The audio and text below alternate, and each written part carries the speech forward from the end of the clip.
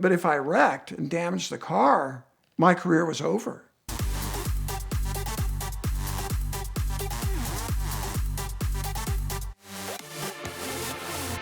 I started racing in 1985 in the Volkswagen Cup. And part of the reason I could do that was Volkswagen offers a really great deal to anybody that wanted to race the new VW Golf. Before that, they raced Rabbits. And so this is going back some. For me, it was a dream come true, a true dream that had grown in autocross, pylon racing. I did that when I was in college. I was really good at it. They had a little baby pro series, and I won 6 national championships in both pro and club autocrossing. Did very, very well. And so by the time I went to start road racing, I knew how to drive. I was a good driver. There was a whole lot I didn't know, but what I didn't know at all was racing. I didn't know anything about racing. And racing is far more than just driving fast. And it's far more than being able to turn one good lap time, too. I saved all my money, and it wasn't very much, but it was enough to start road racing, which was the next step to being pro. And Volkswagen Cup was a so-called pro series, kind of like the MX-5 Cup is now. It was the bottom level where you could win prize money. Guess what? Because it's the easiest cost of entry, the guys or the drivers that are good there, that win there, they're really good. I don't care if they're driving an inexpensive car. They're really good. It was such a steep learning curve for me. It still is, but I was so wet behind the ears. I didn't know. So I bought this little Volkswagen and I went road racing. I did okay. I was running in the top 6, which is not bad for a guy who had never run a road race before. I bumped into people a lot because I didn't know what I was doing. Usually not real bad. I couldn't because I had all my money in this car. And in those days, if you finished top 6, you could win enough money to get you to the next race. But if I wrecked and damaged the car, my career was over. And towards the end of the year, I was getting better and better. I was starting to figure this out. Volkswagen Cup was an SCCA series. IMSA existed back then, as it does now. And they had a series called Firestone Firehawk, and they had a 1-hour sprint race for compact division cars. And I could run the VW Golf, the same car, in both of these series. And there were several other guys that figured out the same thing. You had to do it just right, use the right roll cage, and you had to switch suspension over in between and all the stickers. I had some good races, but it wasn't until the end of the year until I got good enough to actually maybe win one. And it was at Mid-Ohio. It had to be the first time I raced there because something about that track, it has a lot of corners. I won from pole position the first 5 times I raced there. And this was one of them. So we go off racing, blah, blah, blah, blah, blah, blah, blah. I win. There's a guy who'd become a really good friend of mine named Peter Schwartzot. He was an art professor from Niagara Falls, New York, who loved racing. And being a teacher, he had summers off, and he would go Volkswagen Cup racing. And he'd won a lot. And I learned a lot from Peter. And he and I kind of tag teamed that race and got away from everybody, and we finished 1-2, first and second. We're happy, we're celebrating, and then I learned about celebrating in stock type racing or in any racing. Never celebrate your win until your car is released from tech after the race. I wasn't worried about anything. I knew I hadn't modified my car. So we brought it down there. They tech, we won the race. Peter's happy. He was second. He's not that happy, but he was second. He was first loser. And the tech officials are like, you, come here. And they go over, and one of the things they did was they checked the ignition timing on the car. Even your ignition timing had to be stock, original. The whole car was an 85 horsepower Volkswagen Golf, not even a GTI. They checked the timing, and before they did, my idle was a little high. I think I'd had a vacuum leak or something. So they turned the idle down.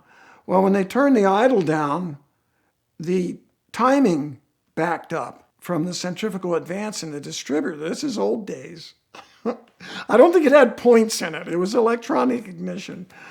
But it backed the timing up, and there was a range where your ignition timing had to be, and mine was too far retarded by 1 degree. Peter was a little more aggressive. He was on the other side. He was 1 degree too far advanced on his ignition timing, and they threw us both out, disqualified. We had all kind of reasons why that wasn't right.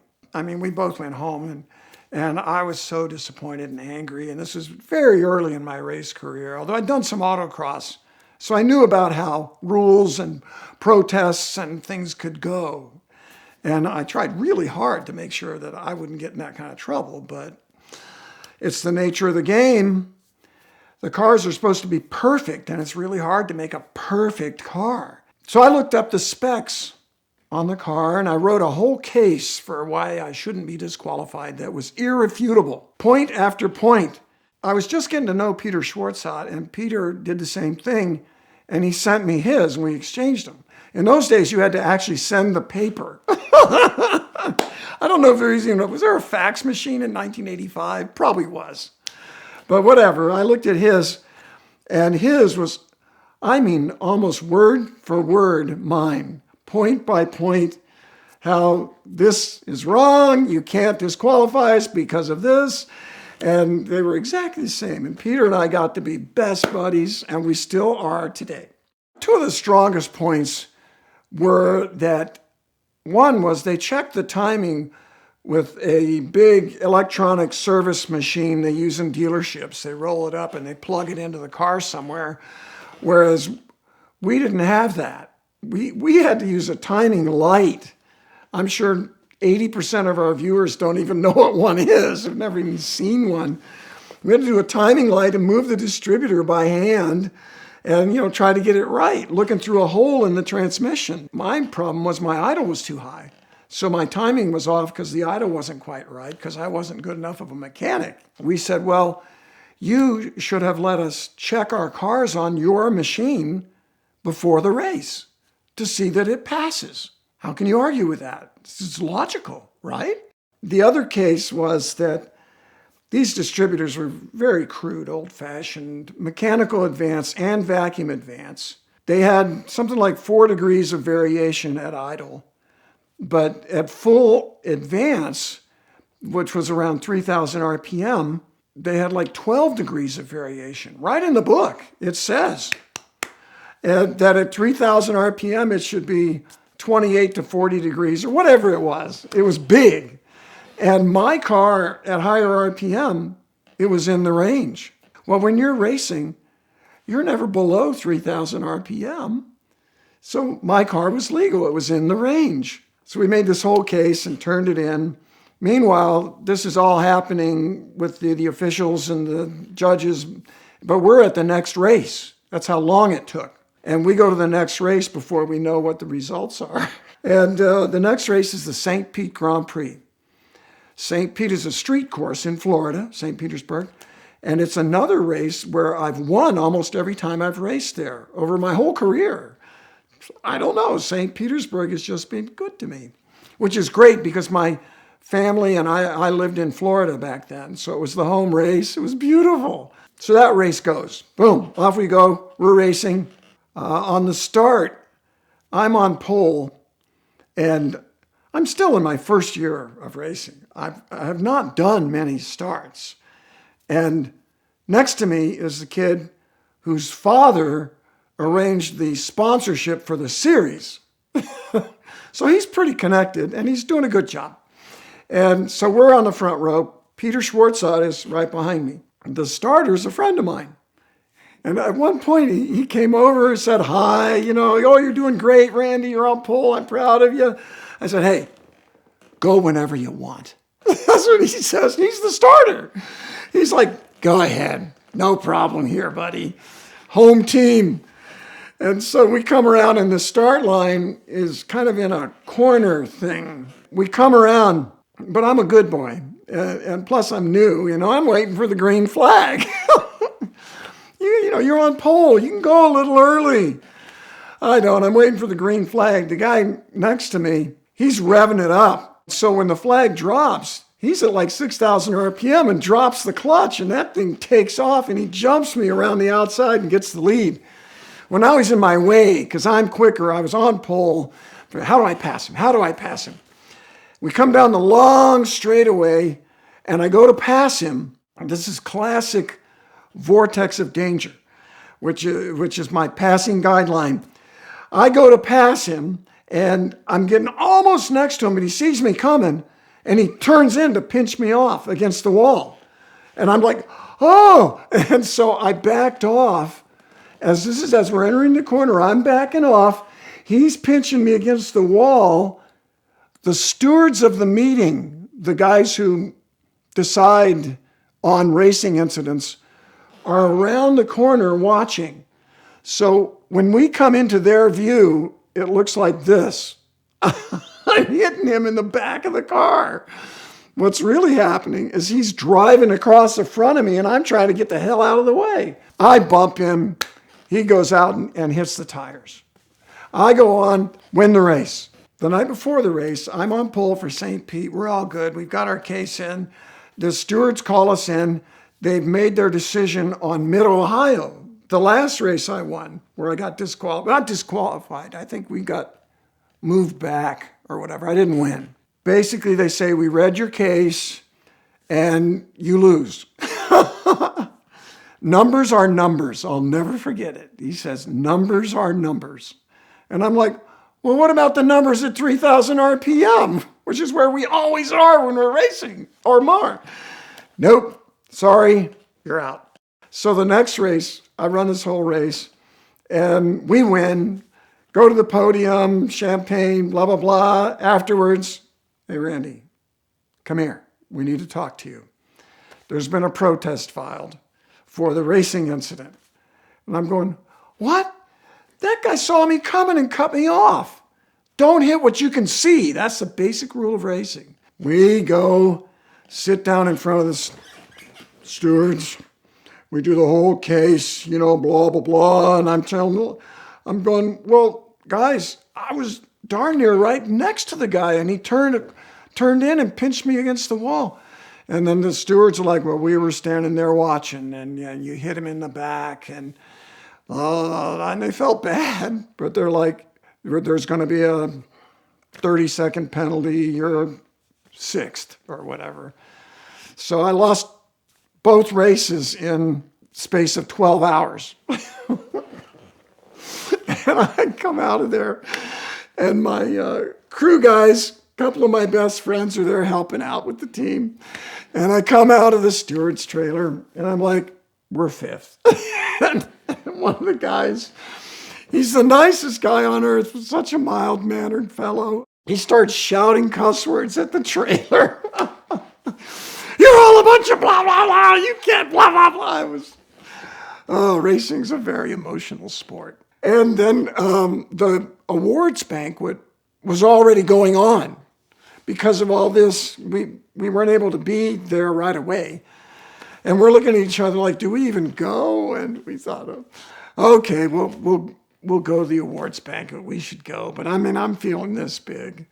I've won my first two races, and then I didn't win my first two races. So we go to the awards banquet, and we walk in there, and everybody's all dressed up and cleaned and showered and, got their uniforms on. And I'm still, I don't know, I might have still been in my driver's suit even. But we're disheveled and depressed, and the whole series knows that here's this Randy kid just got thrown out of two races in a row. First year of racing. So we go down there, we sit down, we're clapping for the other people that win. The guys that were my biggest competitors all year were these two brothers, the Hacker brothers. They ran VWs. They're really good at it, really good racers. And they had their team they called the Hacker Express. Because when you have cars with so low power, if you get two of them working together, they're faster than one. These guys figured it all out. One guy was a little better driver, one guy was a little better mechanic, and they made a tremendous team. And we'd hit it off pretty well. It was the next year that I ran into one of them and pissed him off because I didn't know what I was doing yet. I was still a flipping wet behind the ears new guy. But anyway, they had an award for me. I'm getting all choked up here. But it was called, woo. Boy, I'm really reliving this moment. We're so depressed. We just lost 2 races, you know. Racing was my whole life. I loved it. They had put together an award called the Real Racer Award. That was for me. Or my team, my guys. And that just felt so good. Anyway, it was great. And everybody cheered, you know. But the story's not over. I went home that night.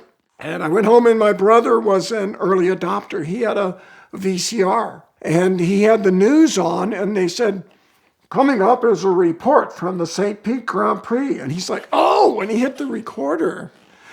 And they recorded, and what do you know? They had a TV camera film of the incident, of the start of the race.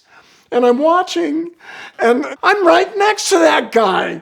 That's what I told him. I didn't hit him from behind. I was trying to get out of the way because that jerk was trying to pinch me off into the wall. So we filed an appeal saying, look, I was next to the guy. I didn't even know about the vortex of danger there back then. I just knew that if you're next to somebody, that you need to get racing room.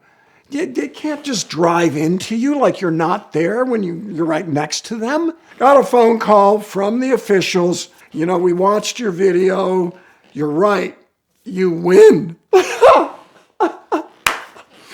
I still had the bottle of champagne from the race, and we opened it and had champagne in my kitchen a month later. And that is how I won my first race.